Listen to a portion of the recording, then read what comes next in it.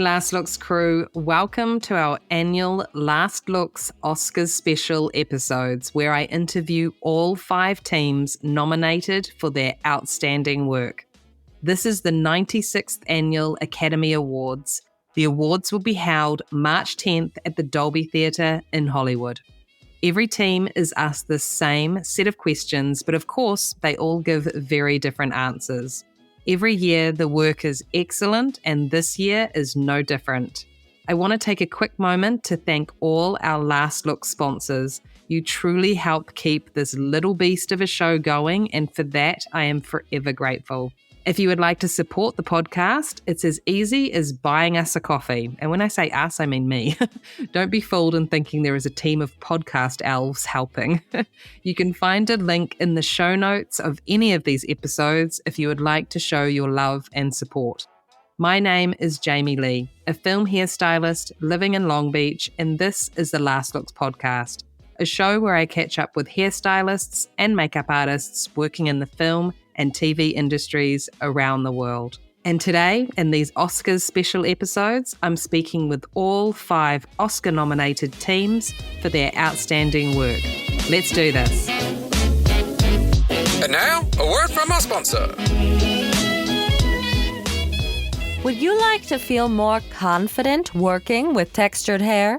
Do you want to learn techniques and tips for working on set with textured hair? If so, come and learn with AM Textured. AM Textured is co-founded by Emmy-winning hairstylist Amber Hamilton and Makeup and Hair Guild Award-winning hairstylist Marva Stokes. 2 innovators blazing a path in textured hair education for stylists working on set. AM Textured offers comprehensive hands-on training programs for individuals interested in learning about and working with textured hair. The Texture 101 course covers a wide range of topics and provides a well-rounded education for anyone looking to specialize in working with textured hair. The Braiding 101 course focuses on teaching different braiding techniques and troubleshooting, essential skills for anyone working with textured hair.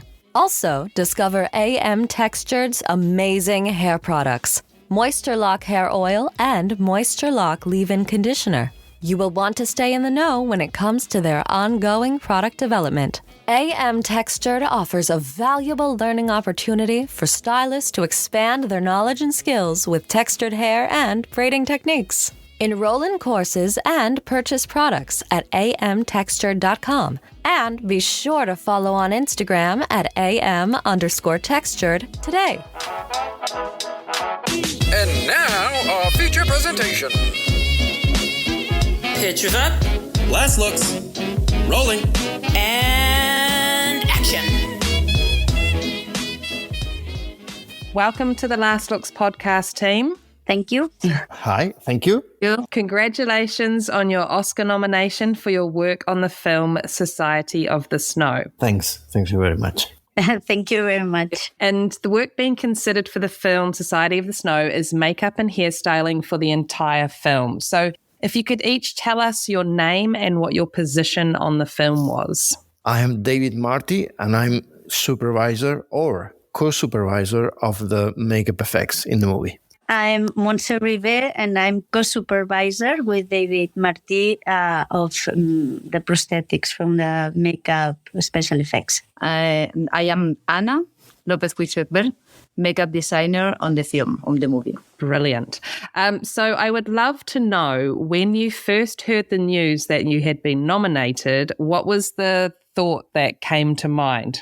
Oh, my goodness. Well, after the first time that we got nominated for Pan's Labyrinth and we won, which was completely, blowing mind experience, you never think that you can be nominated again. So the fact that we were a nominee for the Society of the Snow, it was a complete surprise, and we were obviously really, really happy because it's something that involved not us, because here we are Anna, Montse, and me, but involved so many people in this movie that you are very happy, but no, you have to share this happiness with all the other people, because it's not your work, it's the work of a lot of technicians and a lot of artists. So on Pan's Labyrinth, Monty and me, we felt much more, the responsibles of everything because we were on makeup on each character. But in this movie,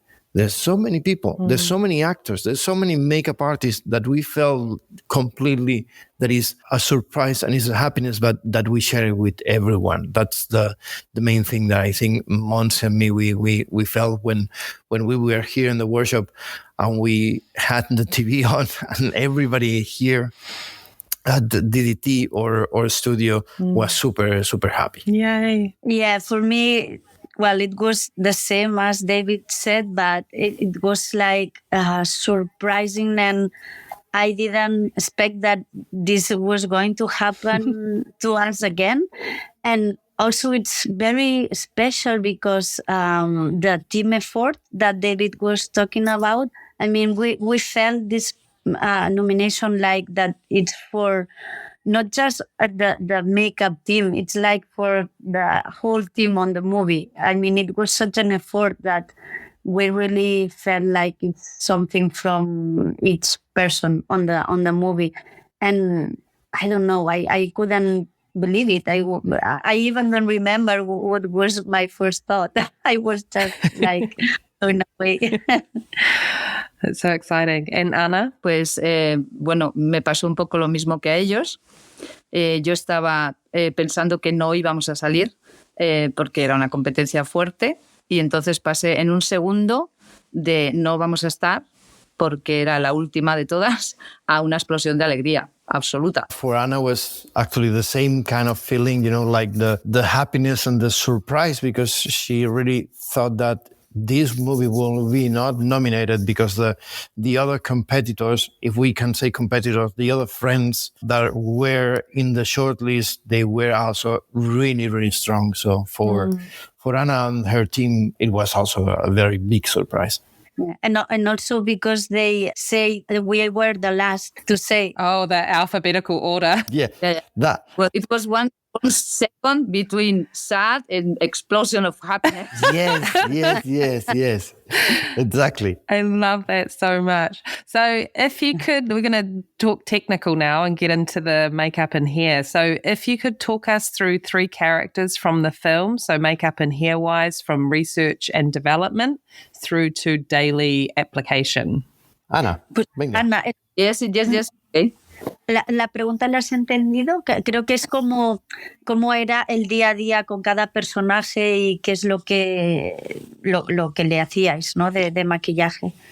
Pues bueno, es una película que la historia lo que requiere es un proceso desde el primer fotograma de ellos, que son jóvenes, saludables y tenían todas las características de una persona joven, hasta el final de la película. Era un proceso lento y muy gradual de ir añadiendo cosas poco a poco. En cualquiera de los 3 es diferente porque Numa muere antes.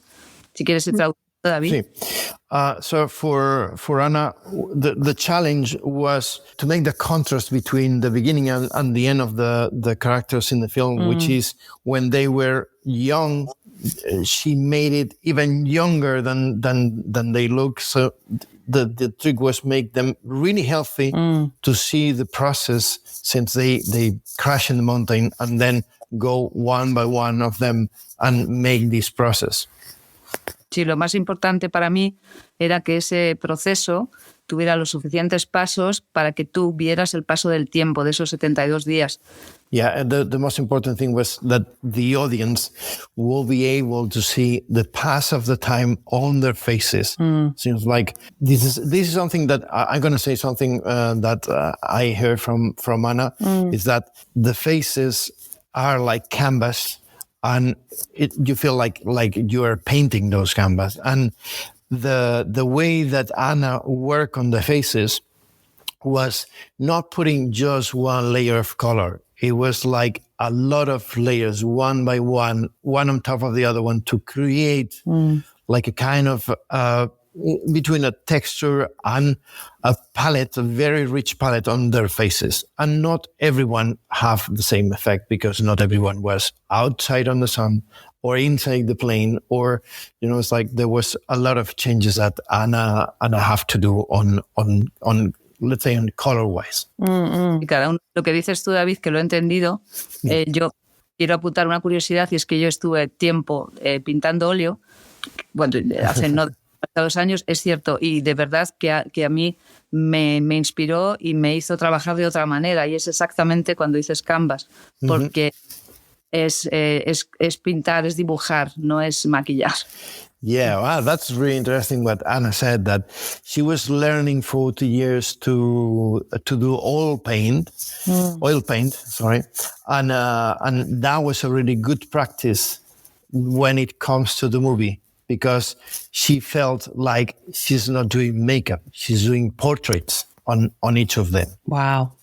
That's very cool. That's beautiful. Yeah. Anna. Yeah, super nice. La preparación es importante, pero en esta es fundamental. Entonces yo lo que hice con ellos es un seguimiento desde el verano aproximadamente hasta que empezamos las pruebas, unos 2 meses, un poco más, que les pedía que me enviaran fotos de ellos, cómo iba creciendo su barba y el pelo, porque simplemente no me servía el que ellos dejaran sin yo saber a dónde íbamos a llegar.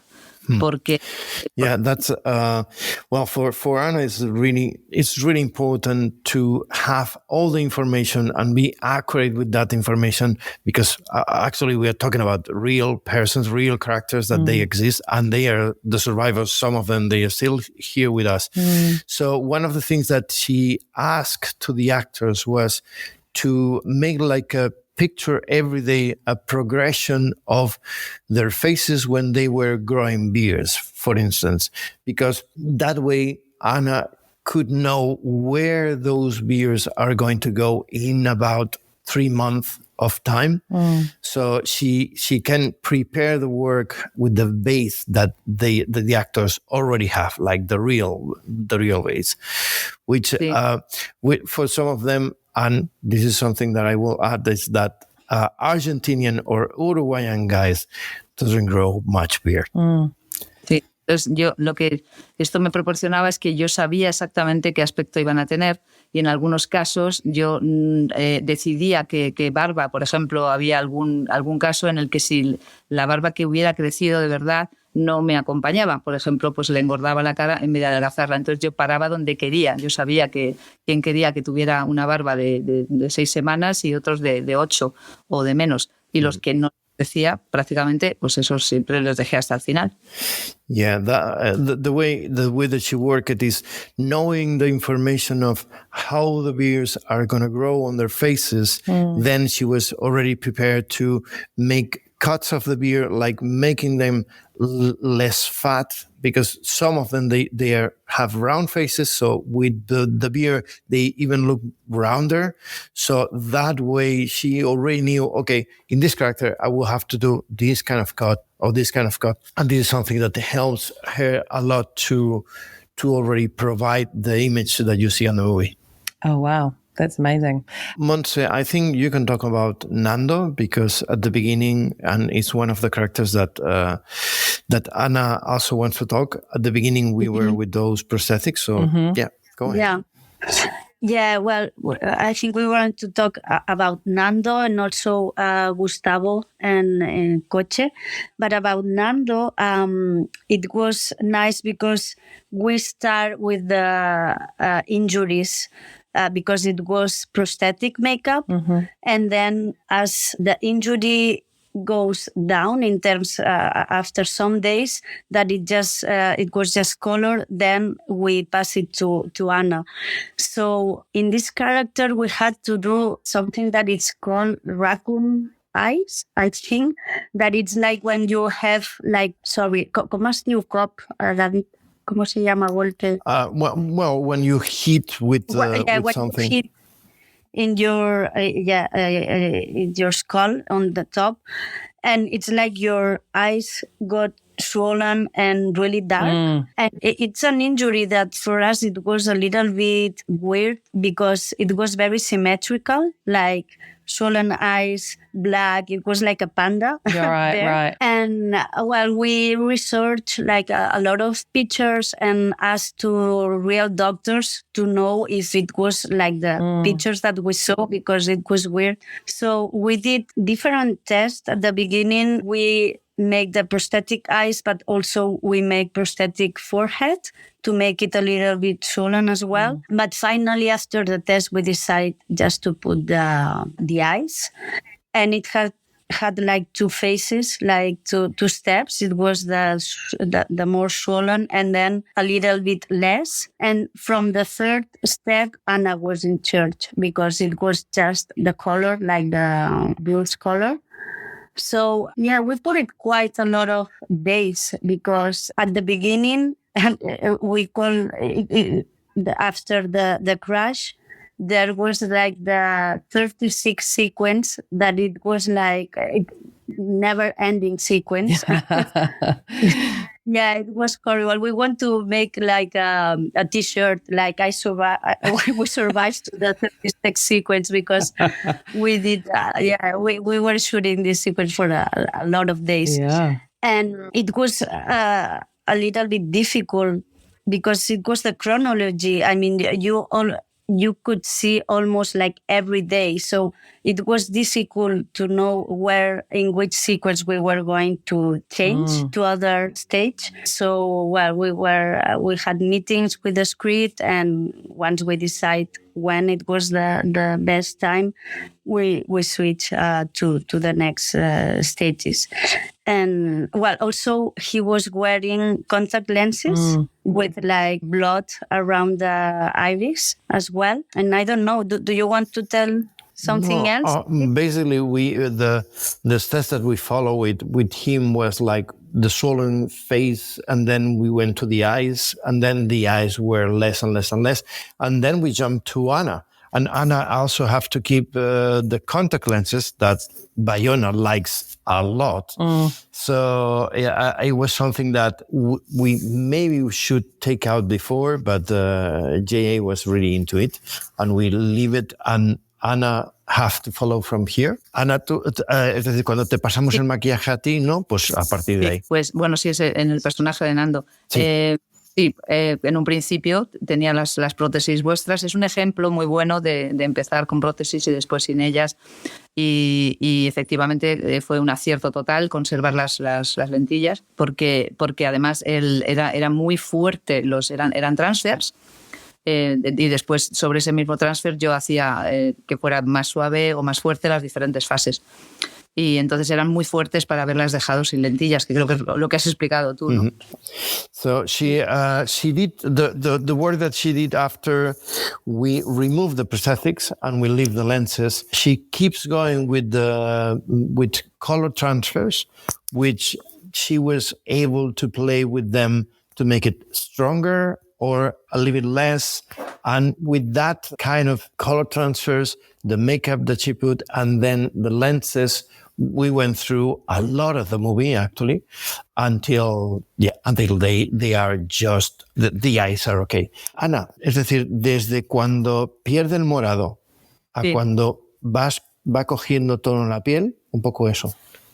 Bien, pues bueno, eso era un poco común en todos, pero especialmente en los que salen de expedición, finalmente eran en los que más se apreciaba, porque eran los que más se les castigaba el sol y el frío. Y entonces iba acompañando el adelgazamiento, pues en este caso es dibujando, exactamente aprovechando eso, pues iba afilando la cara en los sitios que quería afilarle la cara.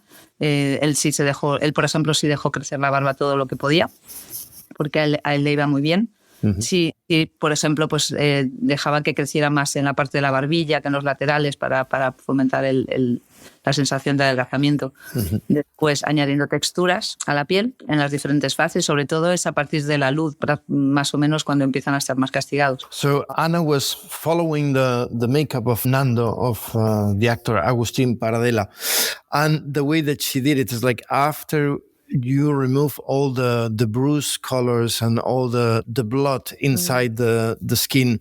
She was treating the skin with colors, and Nando is one of the ones that went in expedition. So he's one of the characters that got a lot of sun. You know, the skin was under a lot of sun, under a lot of cold. So she have to accentuate, she have to enhance all that effect in his face, because he is one of the ones that went through all these expeditions.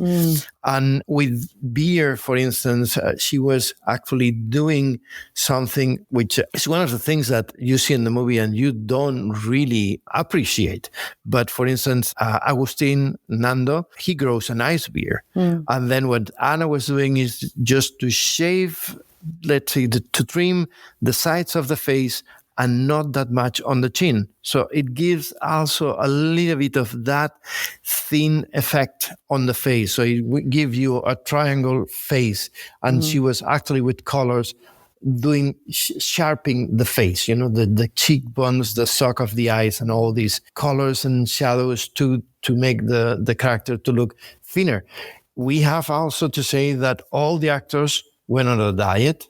Some of them more, some less. There were some that they didn't take it super seriously, and there are some that really did a really good diet, like Enzo or Noma or Nando. But the help of the lose of the weight that the actors have on the movie, that's really important, and it's really tricky if you are shooting a movie in chronologically time and seeing how they were getting thin and thin. Their body, you don't see the bodies because they are dressed, but we are there with them and they are changed the clothes and everything, and you can see their bodies. You can see that they were getting thin and thin. Yeah. So that was also a help for all the makeup team, you know, to have the actors on a diet, and you can see that kind of sex, which it doesn't remove any effort to what all the makeup team did on their faces, which is, spectacular. Yeah. Además, se le iban añadiendo texturas a la piel por la deshidratación. Por ejemplo, y vas aumentando, añadiendo la cuenca de los ojos para hundir los ojos. Después añadía ojos enrojecidos, envejecer la piel de alrededor de los ojos. She was not only playing with the color palette, she was adding textures to it. So all around the eyes, the socket of the eyes was obviously darker, and she put these kind of polymers and textures to the skin to make it older, and to see that they are going through something really, you know, like actually real. And you can see the faces are every day more wrinkly and darker. So a little bit of like stretch and stipple. ¿Qué utilizabas para hacer el efecto de las arruguillas? Pues old age, alrededor de los... Old age, yeah. But it was the old age that, I mean, because there's what they call old age that is latex based, and there's the other one that is just acrylic based. Atagel, green marble, watermelon. Yeah, that kind of things. Yeah, because, porque Ana, con que es más técnico este podcast, como que les gusta tener ese tipo de información. Vale, sí. Pues añadía eso y las paletas de color para acentuar exactamente igual. Por ejemplo, en la boca también utilizábamos Atagel, por ejemplo, látex, Prosite, añadiendo... Es que eran muchas capas. O sea, la idea que tú hacías, por ejemplo, a partir de un momento siempre utilizo autobronceador con aerógrafo. Porque aunque parezca increíble, ellos nunca cogían color. Siempre yo tenía esperanzas de que cogieran color, pero no. Y entonces la primera base de todas era esa, a partir de más o menos la luz, que es cuando suben las temperaturas, porque el primer siempre hacía malo, eso me lo contaban ellos, los supervivientes, que casi siempre hacía frío y estaba nublado y nevaba. Y a partir del mes empieza a hacer sol, y es cuando los que salen, no solo que salgan a expedición, sino que salen fuera del fuselaje. Y entonces la base primera era autobronceador hasta el último día de rodaje. Llevaban autobronceador, y entonces después añadía capitas de old age, capitas de Atagel, otra vez color, para que tu sensación siempre sea que no hay un solo tono en la piel, sino que hay diferentes tonos y en la boca. Yeah. So what Anna was doing was, using all those textures, the base. There was different bases like the OLED stipple, the Atagel, Prosate. There was a little bit of latex here and there. So to give every time to give more texture. And one of the things that she was using all the time since the avalanche, it was auto tanning, because there was no way that they got tan. So she was going with the tanning all the time since that moment in the movie until the end. And on top, all those textures and alcohol palettes and all these layers and layers that she was using for every actor. Wow, that's very cool. Esto es muy importante porque es la diferencia entre que simplemente estén morenos a que tú tengas esas texturas en la piel. Es muy importante el que tú lo hagas por capas. Yeah, it's very important to have not just, like you put a base of color. The fact was that she was using a lot of washes, a lot of layers on top of the skin to give that feeling that skin was going through a lot. Yeah. We had Gustavo as well, that he has wearing prosthetic ears the whole time, because the real character, they call him Ears because he had like a big ears.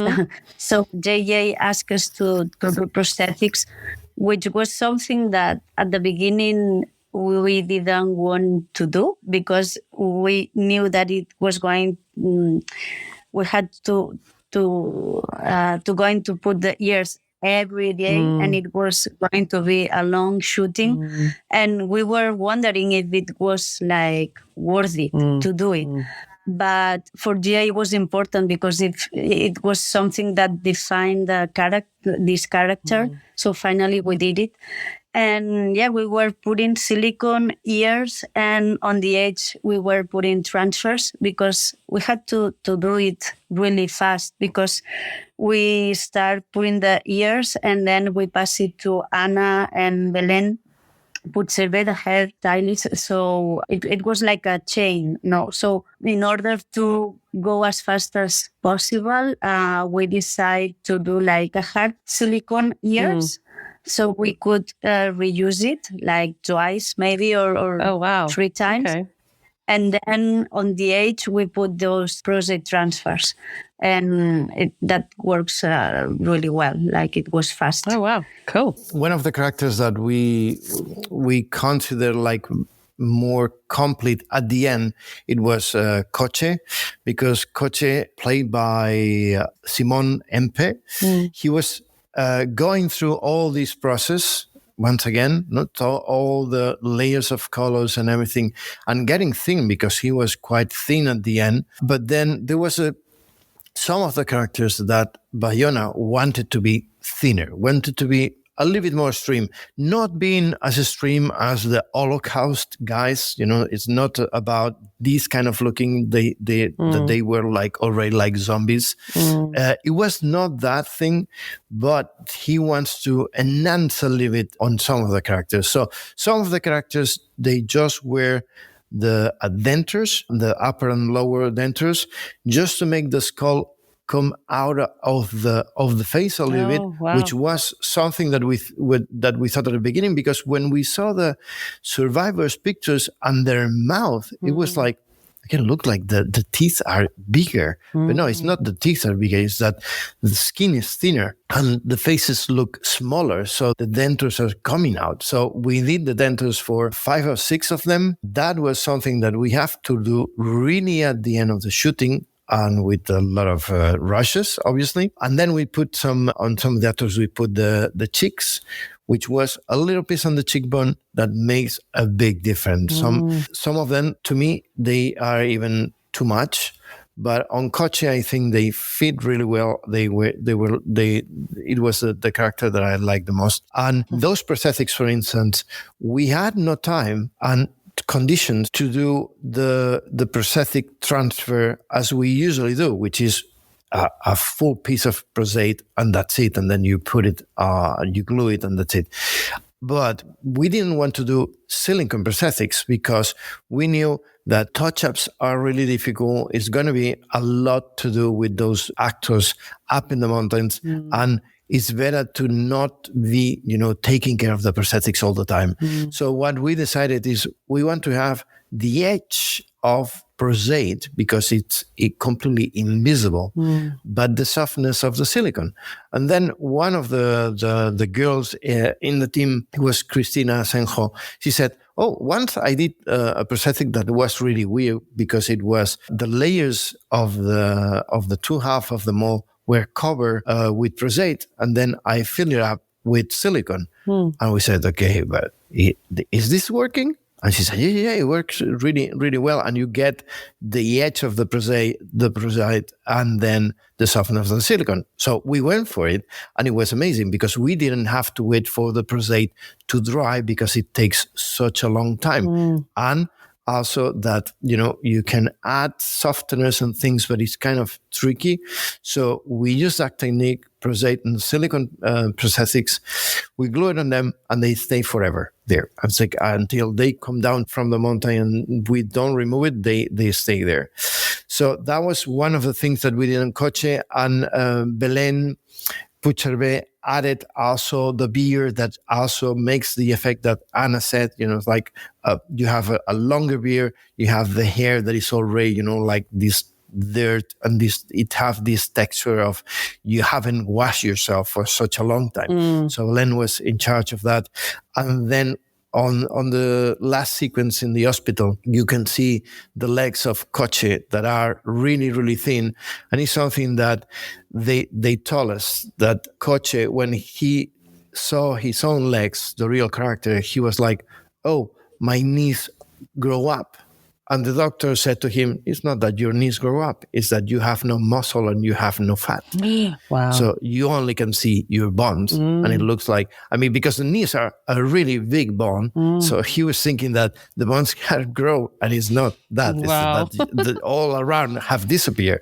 So we went with that idea, and we did those legs, and we used the trick that, like the actor keeps his legs straight to the floor, and then we add in top of the bed the fake legs that they can move. They are articulate legs, and then on top of everything, because J.A. is super, super into these kind of details, on top of everything, you can see a couple of muscles that move in digital. Wow. So that was like, okay, it's just a shot, just a couple of shots but what I love of those shots is that when you see it on the theater, you can hear like, oh my God.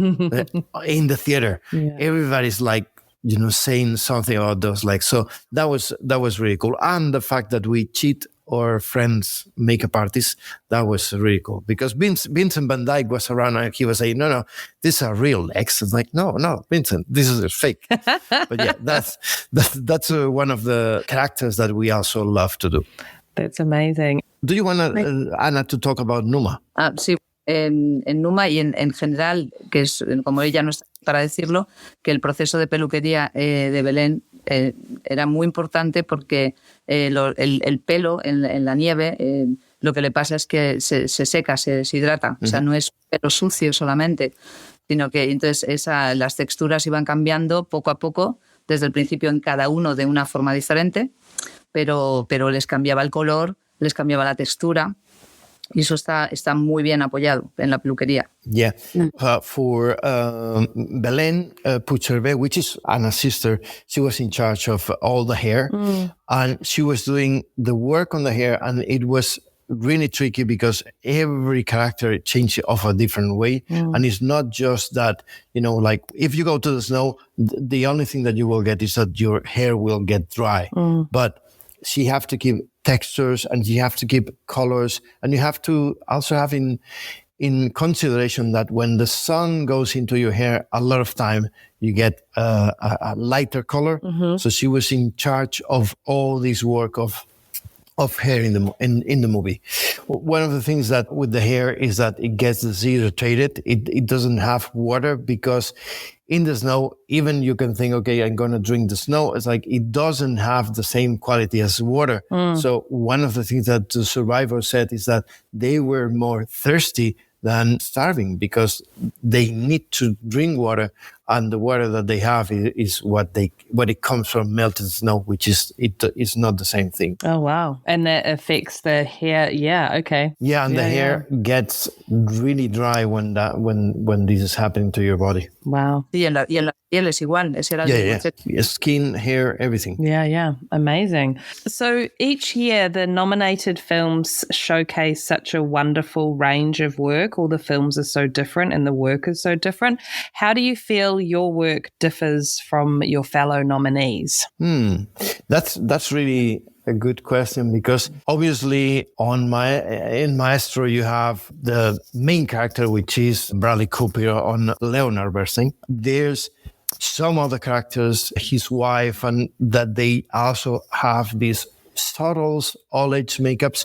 But let's say that the work is based on him because he is all the time there, and he is young and he's middle-aged and then he's older. And you have just one character there that takes a lot of attention. And in Poor Things, obviously you have other makeups and other things, but you have this presence of William Dafoe with this abstract scar makeup on his face, which is like, wow.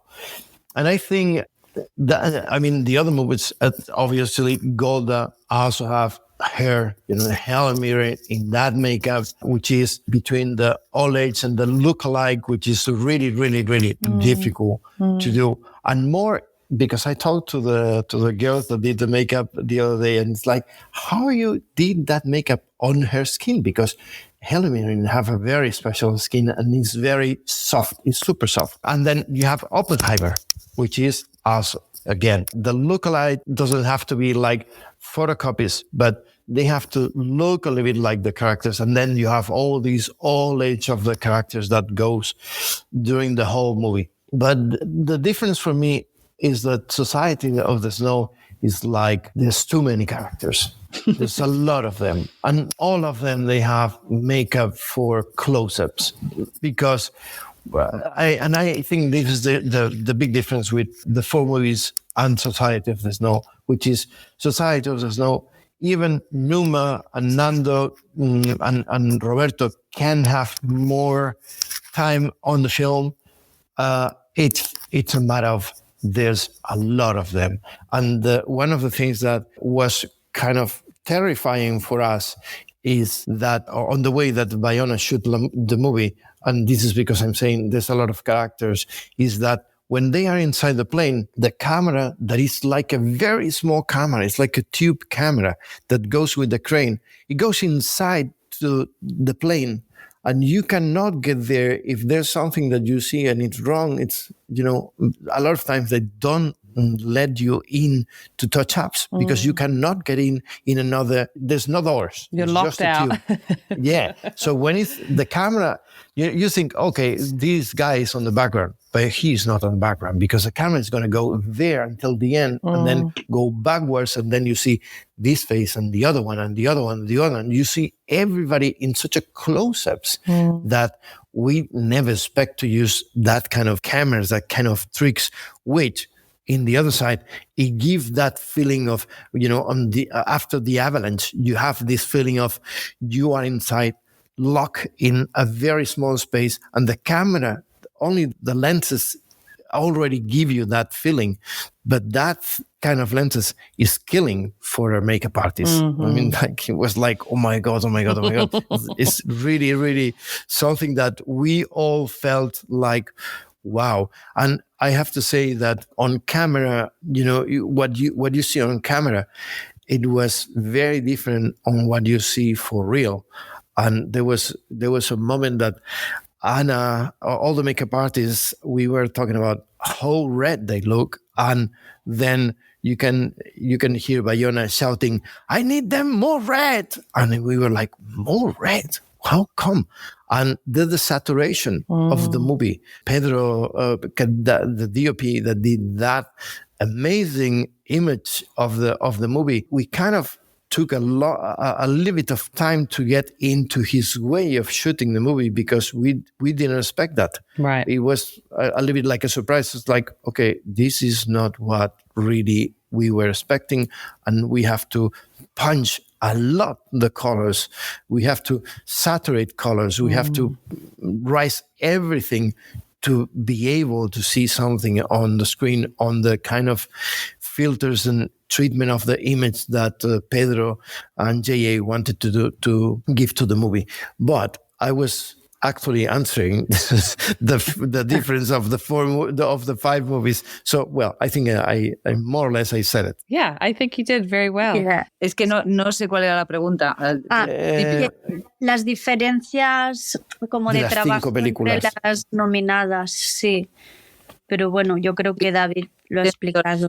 He entendido lo que decías de las demás, que por supuesto son un trabajo asombroso todas.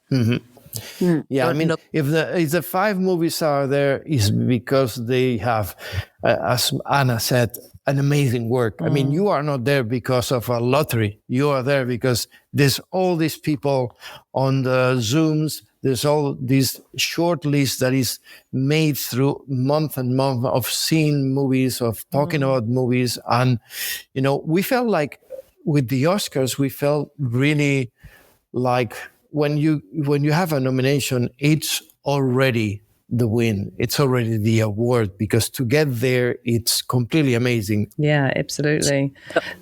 Me gustaría destacar de la nuestra, porque me imagino que la pregunta era por esto, era que lo que considero más destacable es que tú tienes que contar, o yo tenía esa responsabilidad, tienes que contar el paso del tiempo en sus caras, porque esa es la importancia de que sea tan gradual, que tú tienes que sentir el frío, tienes que sentir el calor, tienes que sentir las quemaduras, tienes que sentir los labios y tienes que sentir ese paso de los días en un espacio que no cambia nada alrededor.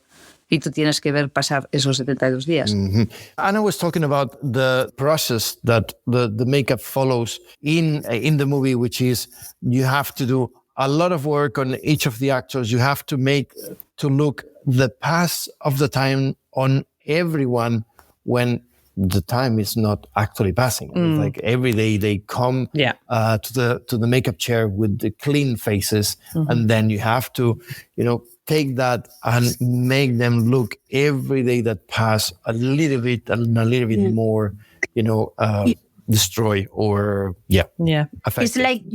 It's like you're telling the pass of the time and telling the story through the makeup and the faces, because around there's nothing that changed. Yeah. So it's like a way to, What did you find to be your biggest challenge during filming? Wow. What a question. Your biggest challenge. Well, I think it's a little bit everything in general, because one of the challenges, I think it was the shooting conditions of the movie, because it was something really hard and physical to shoot on the top of the mountain. We were almost 10,000 feet high, and that makes everything more difficult. One of the challenges, it was the responsibility to tell the story as it was, and make it as accurate as possible. And for that, we were scared to do something that it wasn't good. That's why we had, I think it's the time that we talk for most with different doctors. Mm-hmm. And usually you take reference from books, from forensic books and other things. But in this case, we felt that really it has to be very well done, because the survivors were going to see it. And it's a very realistic movie. So, we talk with the doctors, if we do that, it's okay. And what we have, the conditions of the snow and the cold change the way that the injuries, that the process of deterioration. So there were like a lot of details to have in mind. Also, it was like the huge amount of effects and things, because there's a lot of things that you don't see on the movie. Like maybe the work that we did, you can see like 40% of work we did. And because there were so much characters and each one had one thing that you have to study. And sometimes when we shoot, it was all at the same time. So I think one of the challenges as well was the amount of people and the way we had to work. Like it had to be like a chain. No, it was between us and Anna's team. And yeah, we learned a lot how to process so many people. Yeah. Also, the challenge was the space, because when they were inside the plane, is what David was telling before, that we didn't had the comfort, or I don't know how to tell it. I mean, it was very difficult to arrive to the actor, to get to the actor to make the touch-ups. So that was something that before they go in to the plane, inside the plane, you had to be sure that everything was perfect, because probably after you didn't have the chance to touch up. Ana, ¿qué fue para ti lo más difícil? Lo más difícil era retocar en la montaña, porque llevábamos crampones, el casco, era difícil andar, y la parte de dentro del fuselaje, porque no cabíamos. A mí me pasó con una de las veces que entré, pisé un dummy y no era un dummy, era el actor. y prácticamente te llevaban, bueno, por ejemplo, Belén nos contaba que a veces les tenía que dar a ellos la nieve y ellos se la iban pasando y se la iban echando uno al otro en el pelo porque no podíamos entrar, no nos daba el tiempo. Y entonces esa fue una de las dificultades, el espacio, los espacios donde teníamos que trabajar. Yeah, for Anna it's also a little bit the same, like the location, the spaces where we were working, because, for instance, when you are working in that tube, which is a plane, she was saying that Belén, the hairstylist, was giving snow to the guys to put on the hair, and they were passing each other the snow until the end of the plane because they need to have fresh snow on their heads. And Belén or anybody can go inside the plane and do that. So they were actually doing their own snow on the hair. So that, and up on the mountain, we have to use special harnesses and helmets and all these kind of things to walk on the snow. There's also that physical problem, which is up there. There's a lot of problems to breathe. For instance, I already have problems to breathe, not up in the mountain, in the set where it was like middle mountain. So we have 3 sets. One was down next near to the city. The other one was up in the hills, but we have another one even higher. So on the middle, I already have problems to breathe. I couldn't do much. You cannot run, because if you run, you kind of get problems of breathing. And so for Anna, that was one of the main things. I think for Anna, for Montse, for all of the makeup artists, for costume, for art, for everybody, to work in these conditions was really, really, really painful. And actually, because it's something that I always say, because it's not that I say it now because Bayona, the director, is not here. I always said last night, which is really weird to say this. We were in Los Angeles, and there was a screening of the movie, and then we went to talk about the movie, and we were all there. And one of the things that I always say to the people is that the shooting have to be much easier than it was, because we have a stage. They built a stage up on the mountain in what is let's say, the parking of the snow station, because there's a ski snow station up there. And in the parking, they built the stage. And in the stage, you have a volume, you have the LED TVs to shoot everything. And there's a copy of the plane.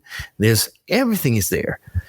But the director realizes that up in the mountain was much more believable, Authentic, and that the actors will be, surrounded not by something fake. They will be surrounded by the reality, the reality that have that little bit of danger. Obviously, they were not facing death like the survivors because we were in secure conditions, but they were feeling the cold, and they were feeling, after, when they were like already 20, 25 days on a diet, they already felt that they miss power.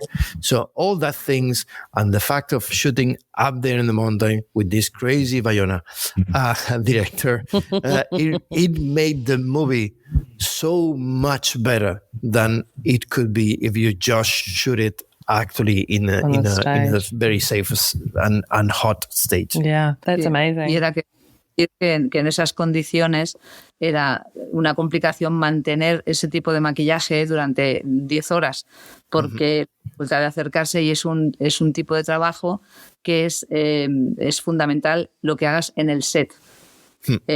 Lo que hiciste por la mañana es una base, pero lo tienes que estar retocando continuamente, porque ellos eran chicos muy jóvenes y las condiciones arriba pues eran que el maquillaje no puede durar 10 horas.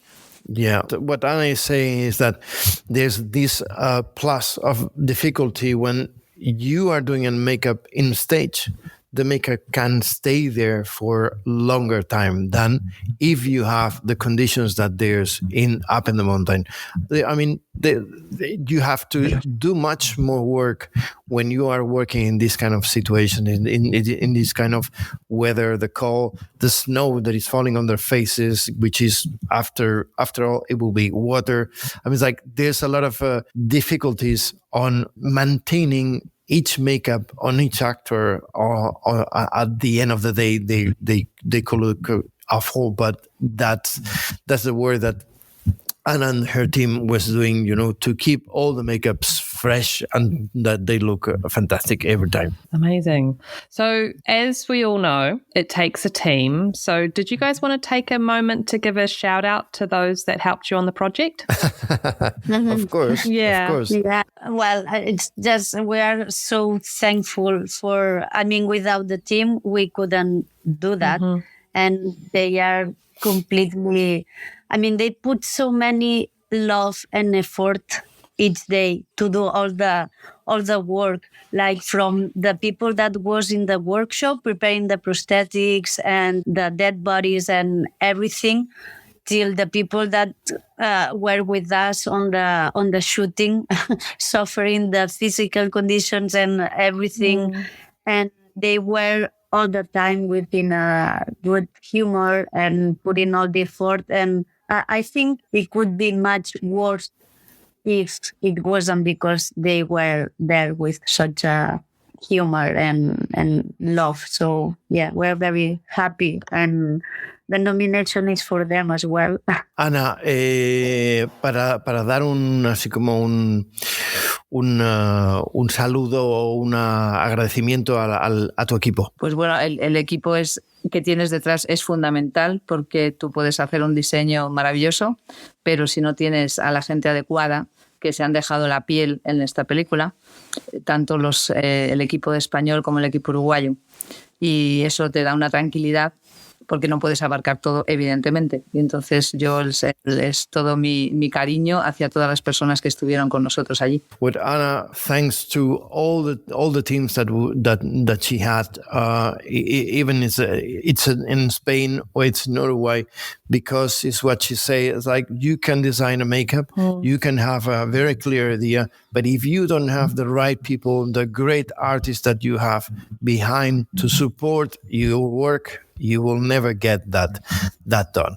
So that's one of the more important things. Like, this is for everyone that have worked on the film, because we are three here, but there's a lot of people that work in the movie. I love that. I love it so much. Okay, guys, so a massive congratulations again. Enjoy the ride, and thank you so much for joining me. Thanks to you. Thank you so much. Thank you. Thank you.